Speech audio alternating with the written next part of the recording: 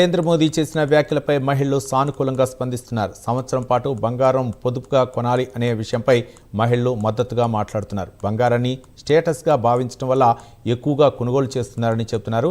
అవసరానికి మించి బంగారం కొనటం వల్ల వ్యాపారస్తులు విదేశాల నుంచి ఎక్కువ రేటు పెట్టి దిగుమతి చేసుకుంటున్నారని అంటున్న మహిళలతో విజయవాడ నుంచి మా ప్రతినిధి GV Sambasivarao face to face. Narendra Modi చేసిన వ్యాఖ్యలు అయితే మహిళల పట్ల ఒక ఆలోచన రేకెత్తించాయని చెప్పాలి. ముఖ్యంగా మనం చూసుకున్నట్లయితే మహిళలు ఎక్కువగా బంగారం పట్ల ఆసక్తి చూపుతూ ఉంటారు. వారికి బంగారం వేసుకుంటే ఒక కళగా ఉంటుందని ఉన్న దాంట్లోనే ఉన్నంత వరకు కూడా బంగారం కొనడానికి వారు ఎక్కువగా ప్రాధాన్యత ఇస్తుంటారు. కానీ నిన్న మోడీ బంగారం కొనే విషయంలో మహిళలు కావచ్చు అందరూ కూడా ఆచితూచి అడుగులు వేయాలంటూ సంవత్సరాంతం కొనే బంగారాన్ని కొద్దిగా పొదుపు చేయాలంటూ కూడా నిన్న మోడీ చేయడం జరిగింది. ప్రస్తుతం అలాంటి విషయాలు మాట్లాడడానికి మనతో పాటు ఒక గృహిణి కూడా ఉన్నారు. మేడం చెప్పండి, అసలు మోడీ గారు చెప్పిన విధానం ఏ విధంగా ఉంటుంది, మీరు ఏ విధంగా తీసుకుంటున్నారు? బంగారం సంవత్సరాంతం కొనొద్దు అన్న విషయానికి మోడీ గారు అన్నదానికి మీ యొక్క అభిప్రాయం ఏంటి?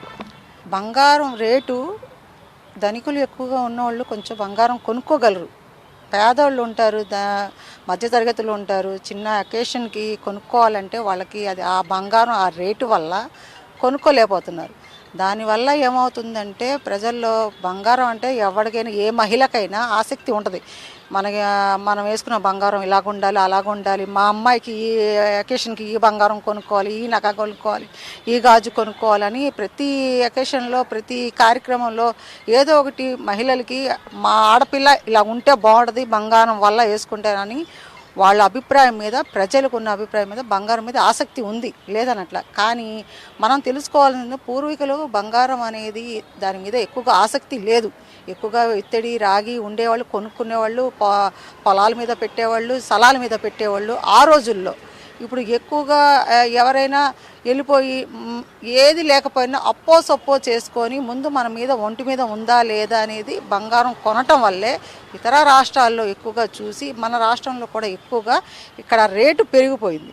దానివల్ల ఏమవుతుందంటే ప్రజల్లో మార్పు రావాలని ప్రధానమంత్రి గారు ఏమన్నారంటే సంవత్సరం పాటుగా బంగారం కొనుగోలు చేసుకోకూడదని ఒక ముఖ్య ఉద్దేశంతో చెప్పారు. కానీ మహిళలకి ఎటువంటి కించపరిచేలాగా మాట్లాడలేదు. కొనే కొద్దికి చిన్న చిన్న వాటికి కొనే కొద్దికి పక్క రాష్ట్రాల నుంచి వచ్చే బంగారాన్ని ఎక్కువ రేటు అవ్వటం వల్ల ధనికులు కొనటం, పేదలు కొనకపోవటం, సామాన్య మహిళలు కొనకపోవటం కూడా మనకు ఇబ్బందిగా ఉంటుంది. దాన్ని మనం ఆలోచించి ముందుకు వెళ్తే బాగుంటుందని నేను ఒక మహిళగా చెప్తున్నాను.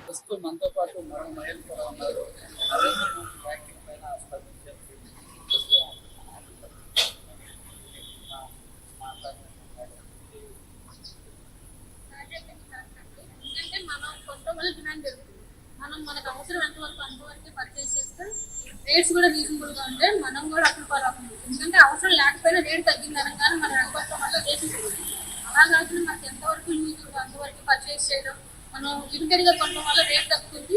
ప్లస్ మనం కూడా అప్పులు పలవకుండా ఉంటాం.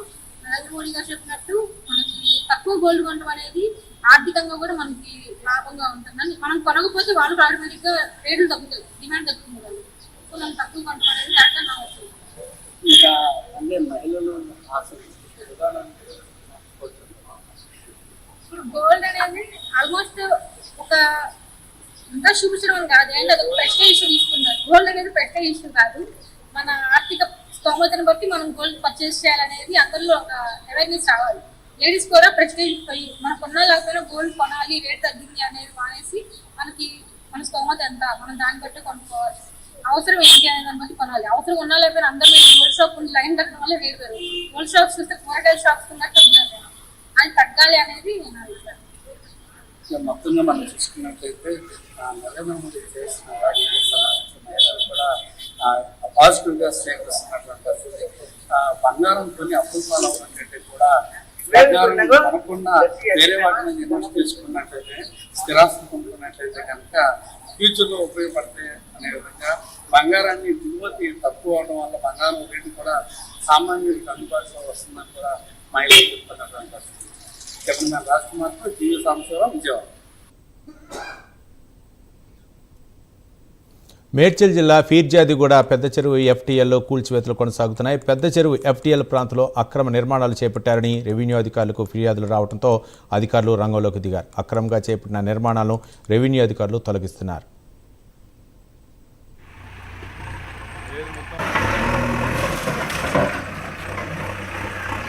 ಬೇಸಿರೋಡು